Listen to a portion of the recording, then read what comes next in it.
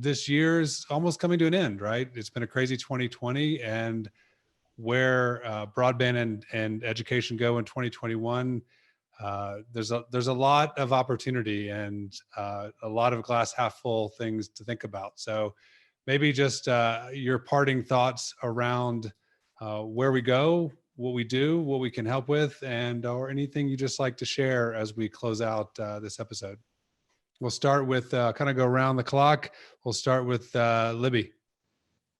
Yeah, I mean, I appreciate all the support for our educational system here. And so I think, like we said, just continuing the conversation and, showing appreciation for teachers, I think goes a long way right now, but also supporting our working parents who, regardless of what industry you're in, are struggling to both work from home and support their students as well. And so I think that would be my parting wish, is that we both consider educators, students, and working parents from home during this continually challenging time.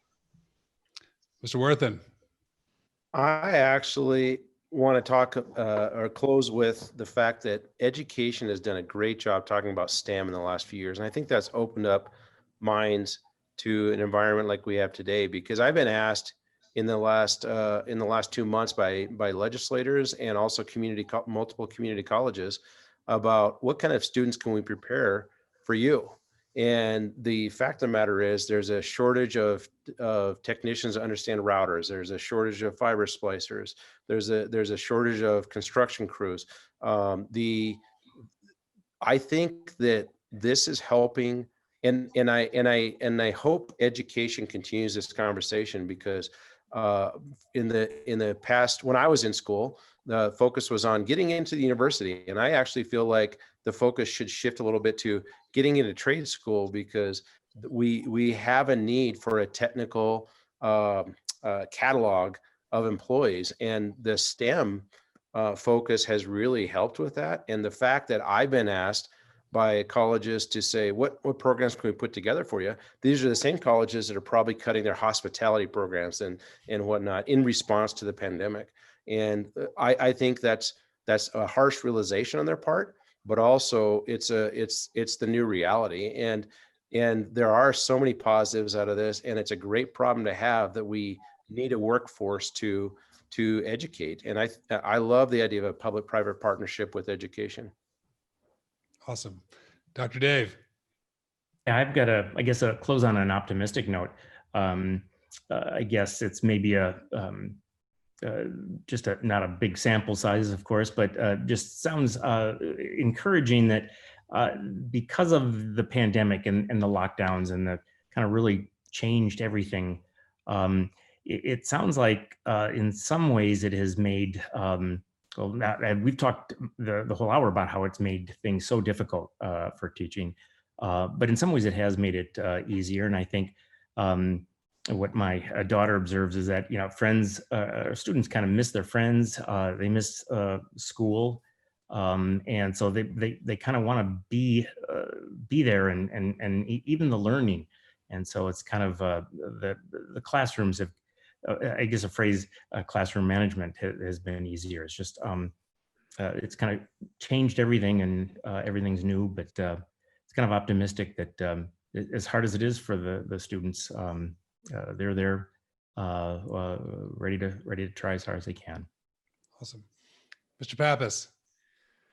I just think as an industry, we just can't be satisfied with where we're at right now. I think we need to have innovators and the creative minds that are on this call and many other calls that continue to push the envelope and demand better services, cheaper services, smarter services, so that the customers don't have to you don't have to have a degree to set up your home network in that. So I think it's possible. I just think that we got to continue to move forward.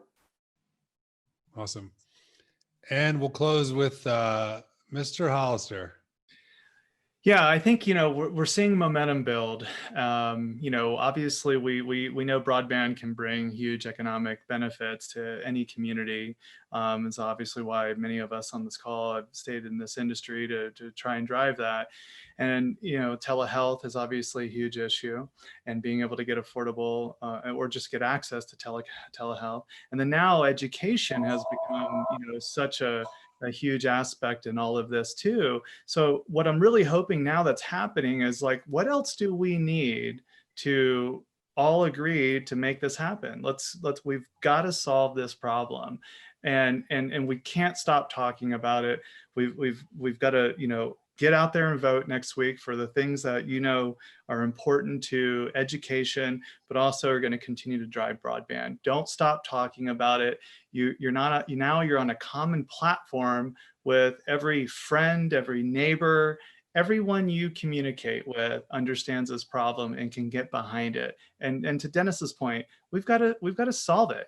There's a lot of smart people across this great country and beyond that all have the same problem. Let's make it happen. We're close, but we can't stop. It's the momentum's building. We can't stop, and let's not don't let a good crisis go to waste. I think Dennis said it. I'm going to cut in here. I think Dennis said it great.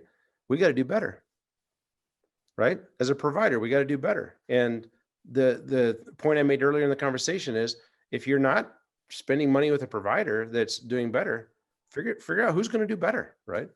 Yeah. But with hold ourselves to a higher standard, right? Absolutely. The fact that we keep having these conversations, while it does employ a lot of us, it's honestly ridiculous. Let's stand up. Let's make it happen, people. Right? We're all on the same page.